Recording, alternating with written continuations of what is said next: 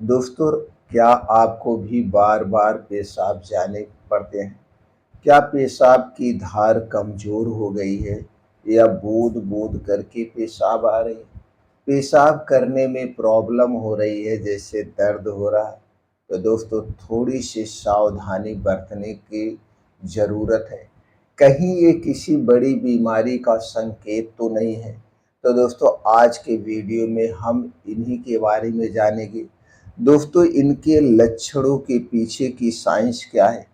दोनों kidney fail होने का कहीं ये संकेत तो नहीं है?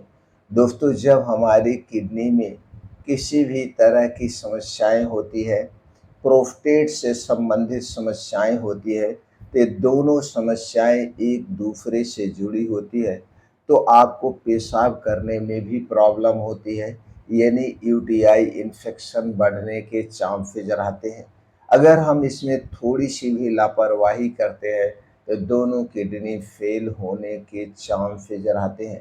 तो आज के वीडियो में हम इन्हीं बातों पर प्रकाश डालेंगे और दोस्तों 4 ऐसे आयुर्वेदिक और योगिक तरीका जानेंगे जो किडनी से संबंधित बीमारियों से बचाएगा।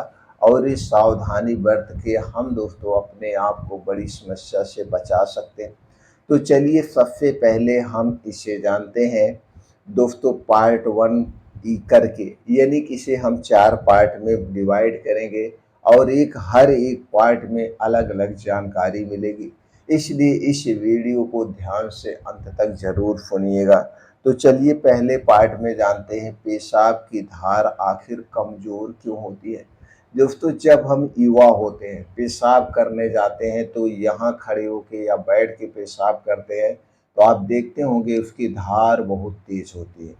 लेकिन जैसे जैसे उम्र ढलती जाती है या हमारे शरीर में कुछ समस्याएं होती हैं, तो ये धार कमजोर हो जाती है। तो आज हम इसी के बारे में जान रहे हैं।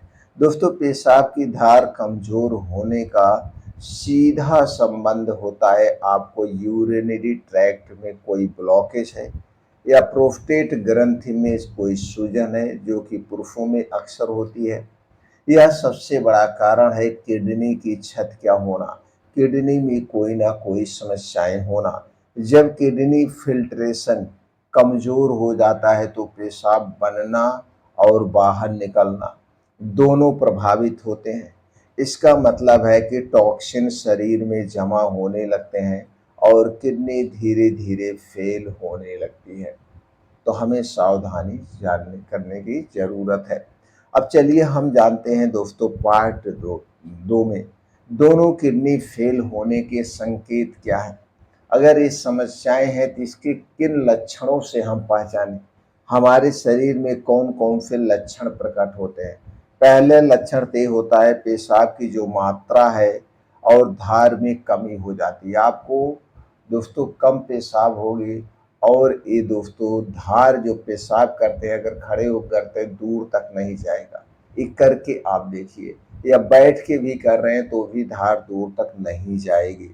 उसके बाद है पैरों या चेहरों या आंखों के नीचे सूजन का आना, बार बार कमजोरी या थकावट का होना, मुंह में बदबू या उल्टी जैसे एहसास होना, रात को बार बार पेशाब उठना, स्किन पर खुजली और जलन का होना, ब्लड प्रेशर का लगातार बदलना, अप डाउन होना। अगर इनमें से ये सारे लक्षण नजर आ रहे हैं या ज़्यादा से ज़्यादा लक्षण नजर आ रहे हैं, तो तुरंत दोस्तों हमें सावधानी बरतनी चाहिए। सावधानी के तौर पे कुछ जांचें होती, वो हमें जांचें करा लेनी चाहिए। सबसे पहली जांच दोस्तों, जांच जानने से पहले चलिए आगे हम देख लेते हैं सावधानी के तौर पे हमें और क्या क्या करना चाहिए। जांच के पहले जांच के पहले दोस्तों हमें अगर शराब का सेवन कर रहे हैं तुरंत छोड़ देना चाहिए। कोल्ड ड्रिंक, सॉफ्ट ड्रिंक यानी ड्रिंक के नाम पे जितनी भी चीज़ें मार्केट में मिल रही हैं, सब में चीनी की मात्रा सबसे ज़्यादा होता है। उसे प्रिजर्वेटिव किया जाता है, आर्टिफिशियल कलर डाला जाता है, जो कि सारी चीज़ें स्वास्थ्य की दृष्टि से नुकसानदेह हैं। इन चीज़ों का त्याग तुरंत कर देना चाहिए। बाहर की तली भुनी चीज़ों को छोड़ दीजिए।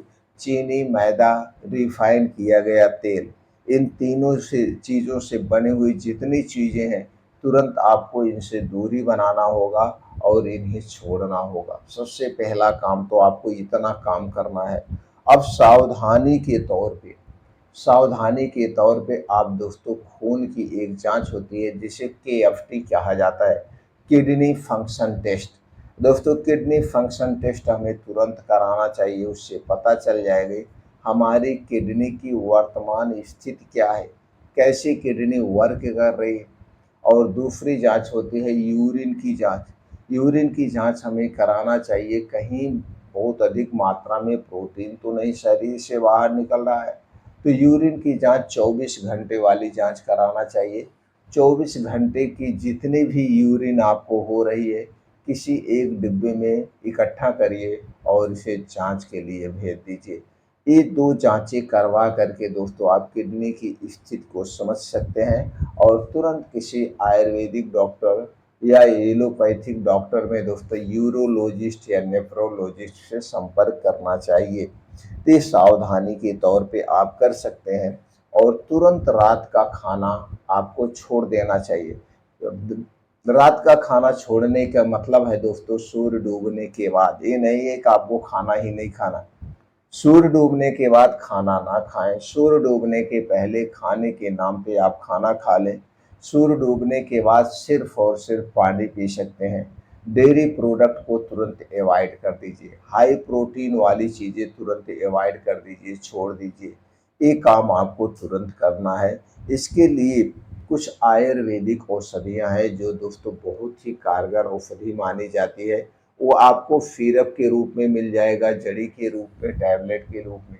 उनमें से पहली औषधि है पुनर्वा। दोस्तों पुनर्वा का काढ़ा बहुत ही फायदेमंद माना जाता है। जैसे कि नाम से ही आप जान जाएंगे, पुनर्वा यानी शरीर का पुनर्निर्माण करने वाला। ये हमारी किडनी को डिटॉक्स करने में मदद करता है, सूजन और यूरिन इरिटेशन को कम करता है। आपको अगर किडनी में सूजन है उसे भी कम कर देगा। दूसरी औषधि है गोछाद गुलगुल। गोछाद गुलगुल दोस्तों आपको मार्केट में मिल जाएगा।